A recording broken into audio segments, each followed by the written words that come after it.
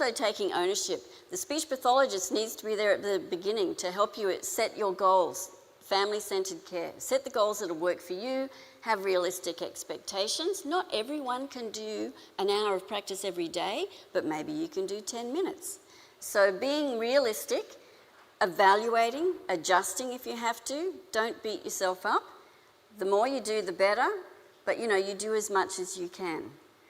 And collaborating, it's so important to have people around you who can motivate, support, and help you practice. Because ultimately you're wanting to have conversations. So you want people around, and we also know that depression is associated, aphasia is associated with how wide your social network is. So it's not just your spouse and your children, it's your friends and your groups like this, as you know. And it's not a 4-week treatment program, it's not 20 to 50 hours, it's ongoing, right? I guess the first thing to note is don't ignore it.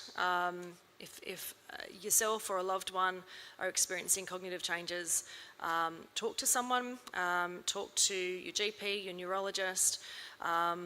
Often a good first point of call, if not your GP and neurologist, is an occupational therapist can do a cognitive assessment for you to determine exactly where those issues lie so that treatment can be targeted to the right areas. And then cognitive rehab, it involves a number of different sort of streams to it. You've got direct retraining of the affected skills of once we find out what the domains are that are affected, we can target those and work on repetitive or practice those skills. Education around the issue, because awareness and insight are really important, and not just for yourself but for loved ones and carers. Making compensations, which are really important. I'm going to go through all these a little bit more in the following slides, and functional retraining, so application to everyday life.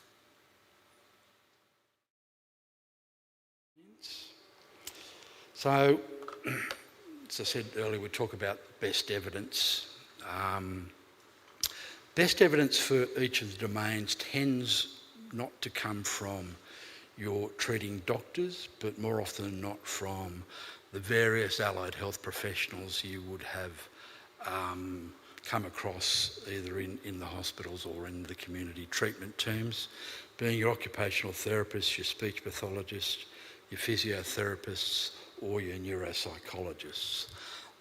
They are the people who I would be seeking to get evidence from and to complete the access request form in relation to the questions about your reduced functional capacity, not your treating doctors. Treating doctors, and more often than not, because of the way that they're trained, give very technical responses to questions.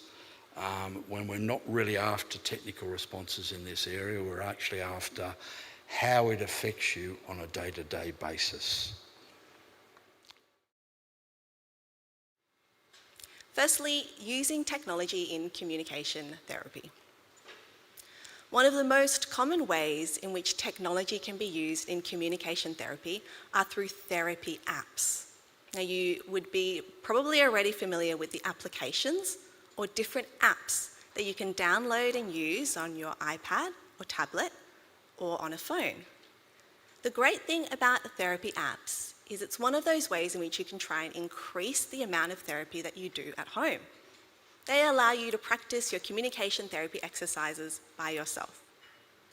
There's a wide range of different therapy apps. Some are free, most of them are paid, but paid apps often have a free trial version, so you can give it a go.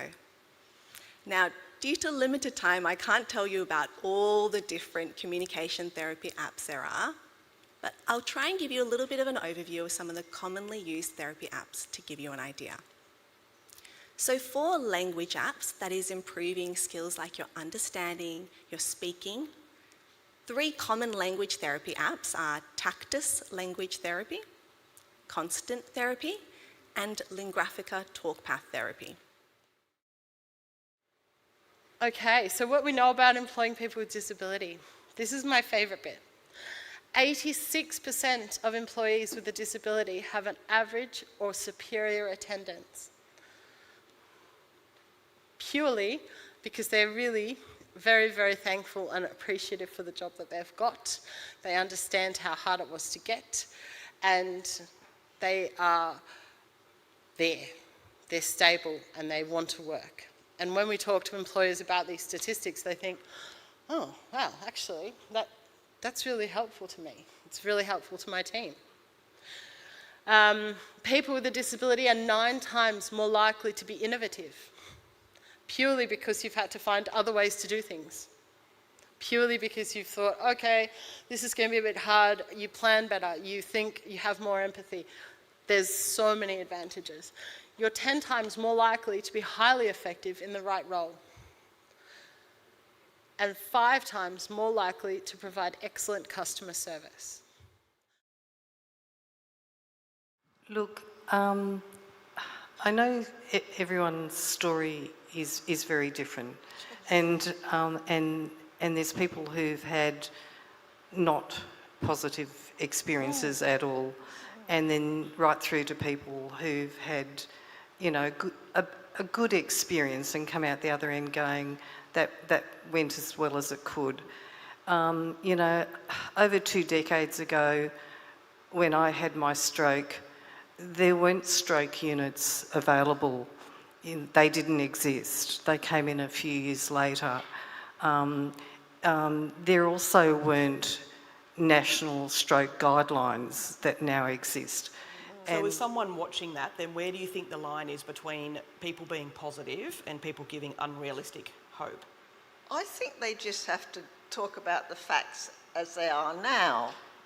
You know, at the moment you can't walk. At the moment you're incontinent. You know, it's now, it's not forever, but it may be.